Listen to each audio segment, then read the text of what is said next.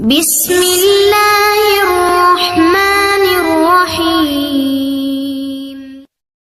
Apa tanggapan Ustadz bagi orang yang punya pandangan yang penting semua jalan, jadi sifatnya STMJ, ya kan? Sholat tetap, maksiat jalan, ya kan? Bagaimana pandangan Ustadz? Yang pertama, justru ini menunjukkan tidak adanya konsistensi dalam beramal. Sebetulnya orang yang demikian itu orang bimbang, bukan konsisten. Sebetulnya orang yang demikian orang yang tidak punya pandangan, karena nggak punya pilihan hidup. Dan yang paling penting untuk digarisbawahi, ini poin pentingnya. Ini menunjukkan bahwa sesungguhnya orang-orang yang punya pola hidup demikian adalah orang-orang yang keadaan dirinya belum sehat, kurang sehat.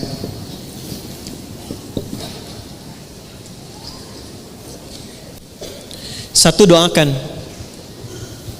Karena yang seperti itu, kalaupun teman, didoakan dengan baik, tapi tidak dijadikan semua apa yang disampaikan sebagai pertimbangan untuk mengambil keputusan. Ingat ya? Ya, saya ulangi lagi.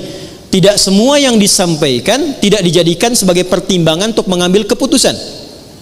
Karena kenapa? Dirinya saja belum bisa mengatur keadaan dirinya untuk konsisten pada kebaikan. Bagaimana dia bisa memberikan masukan yang baik pada orang lain?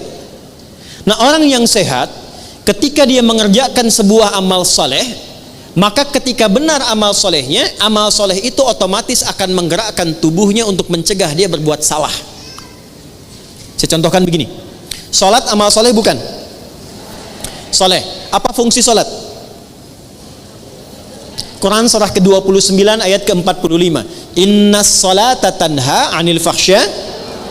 Kalau ada orang sholat dan benar sholatnya, itu otomatis sholat yang dia kerjakan akan memberikan pengaruh pada tubuhnya untuk mencegah dia dari berbagai tindakan-tindakan maksiat. Fahsya, maaf sekali, zina, selingkuh, LGBT, porno aksi, pornografi, itu fahsya. Mungkar, mencuri, bergosip, menuduh, merendahkan, berselisih, itu mungkar. Jadi kalau orang benar sholatnya, amal soleh lewat sholat ini, dia akan otomatis mencegah pelakunya berbuat salah. Jadi kalau ada orang sholat, tapi saat bersamaan dia berbuat maksiat, ini artinya ada yang belum tepat dikerjakan dalam sholatnya. Karena motivasi orang sholat itu adalah mendapatkan amal soleh agar tidak berbuat salah. Jadi mustahil ada STMJ, istilahnya salah itu. Sholat terus, maksiat jalan. Jadi kalau orang sholatnya terus, itu nggak mungkin ada maksiat. Maka apa yang terjadi? Yang sholat ketika sholatnya dikerjakan tidak membuat dia kemudian terhambat berbuat maksiat, maka kemungkinan besar, satu, dia tidak sempurna dengan tujuan dan niat sholatnya. Makanya kata Nabi, yang diperbaiki sebelum mengerjakan amal soleh itu niatnya dulu. Niatnya benar nggak? Jadi kalau seseorang niatnya benar menunaikan sholat, itu otomatis nggak akan maksiat. Otomatis. Ibu kalau nggak percaya ya, kalau ada anak kurang baik, ya jangan naik level dulu. Usahakan konsisten sholatnya dulu, dimulai dengan subuh. Minta aja pada anak ibu, ya, minta kerjakan sholat konsisten 40 hari. Terserah itu, setelah itu terserah kamu. Tapi jamaah. Terserah itu, setelah itu terserah. Mau sholat silahkan, nggak sholat silahkan. Mau taat sama mama silahkan, nggak taat silahkan. Tapi mama minta 40 hari sholat aja dulu di masjid setiap hari, subuh sampai isya. Setelah hari ke-40, lihat apa yang terjadi. Saya punya pengalaman di Tripoli.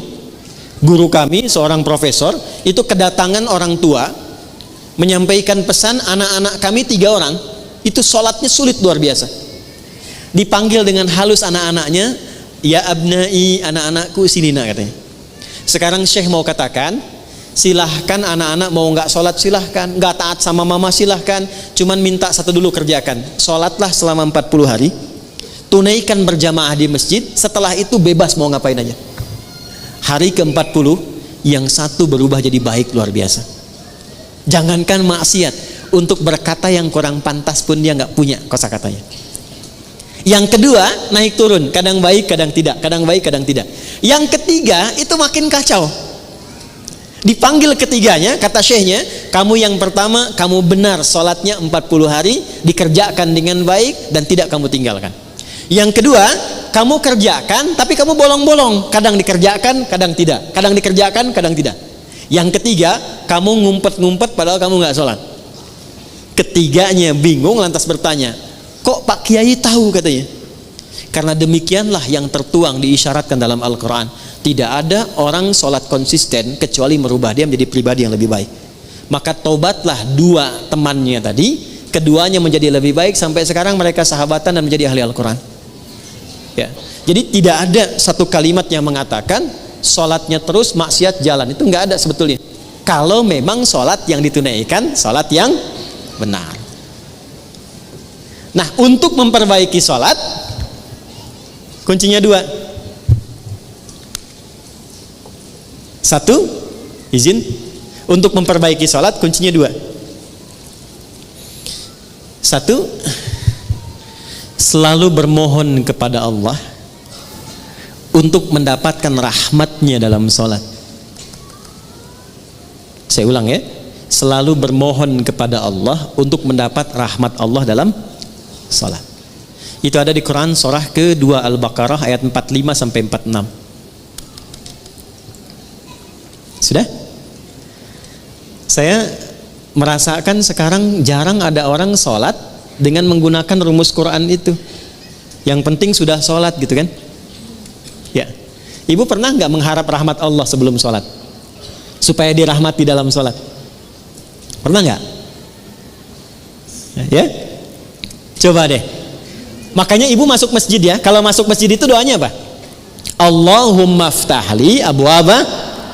Ya Allah, mohon bukakan untukku pintu-pintu rahmatmu. Tuh ya, mau masuk udah diajari oleh Nabi. Jadi sebelum masuk masjid, saat langkah kaki kanan itu dilakukan, minta apa? Rahmat. Masjid fungsinya untuk apa yang pokok? Sholat.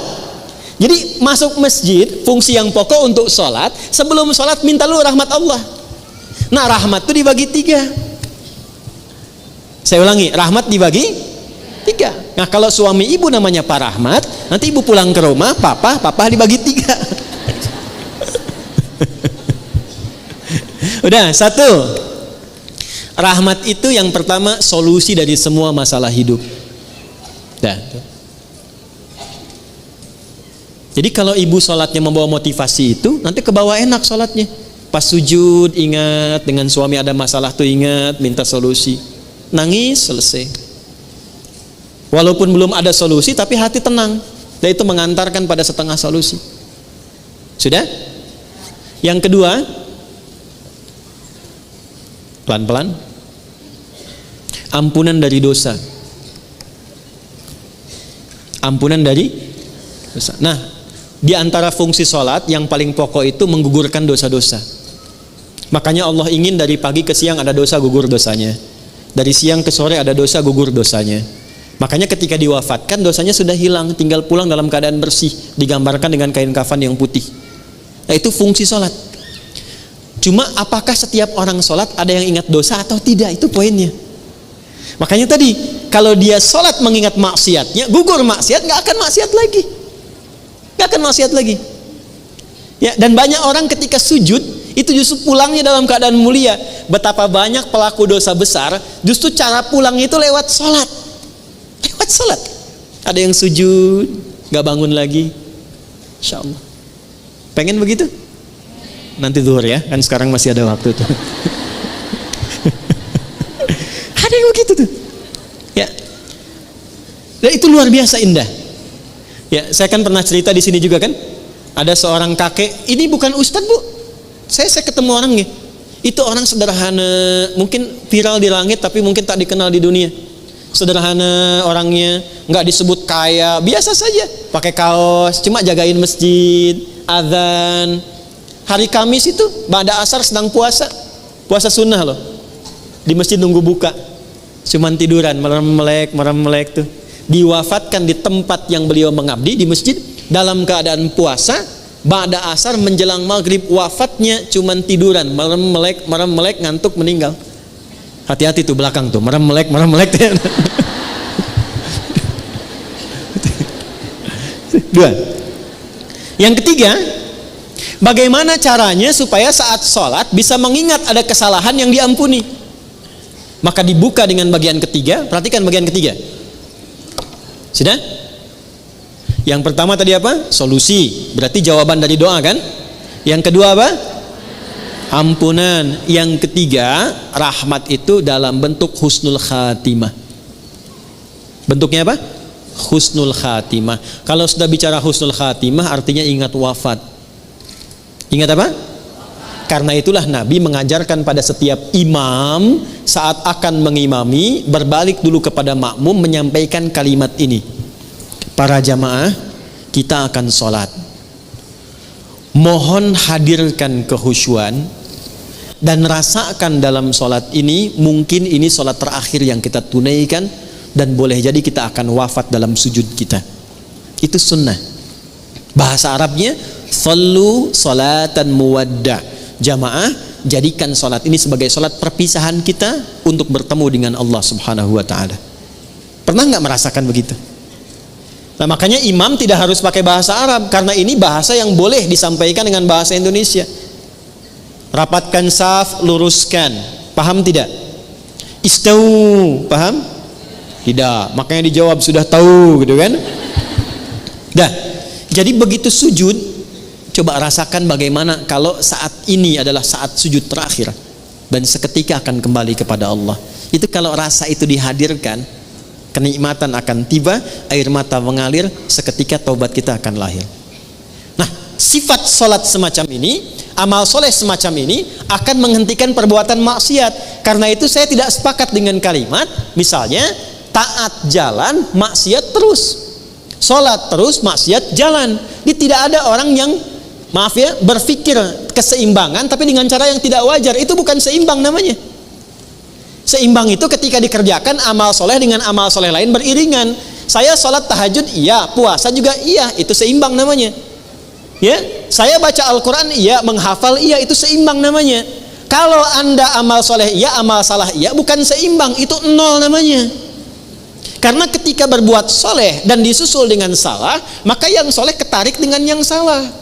Kalau sudah keambil tidak ada amalan lagi dan nol sifatnya, itu bukan seimbang, itu hilang namanya. Tuh, kaget kan?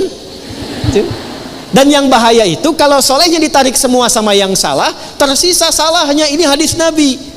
Maka dia berubah menjadi pribadi bangkrut, muflis namanya. Kalau sudah muflis, masuk neraka dulu, dicuci semua dosa baru masuk surga. Itu ada di hadis Muslim. Paham? Oke. Jadi apa tanggapan Ustadz? Tanggapan saya yang pertama, tidak ada keseimbangan. Sekali lagi, tidak ada balance antara amal soleh dan amal salah yang saat dilakukan dipandang sesuatu yang wajar dikerjakan secara bersamaan. Itu bukan keseimbangan, tapi itu sifat dari kerugian. Itu yang pertama. Yang kedua, tidak ada manusia yang selalu suci, selalu soleh selama hidupnya, pasti pernah berbuat salah. Maka orang terbaik adalah orang yang berusaha memperbanyak amal solehnya untuk menutupi salahnya, bukan menyeimbangkan antara soleh dan salah sehingga merasakan hidupnya sejalan bersamaan. Jelas ya? Jadi kalau salah itu ditutupi dengan yang soleh, bukan ingin dijadikan sebuah kesimpulan berjalan bersamaan, itu keliru.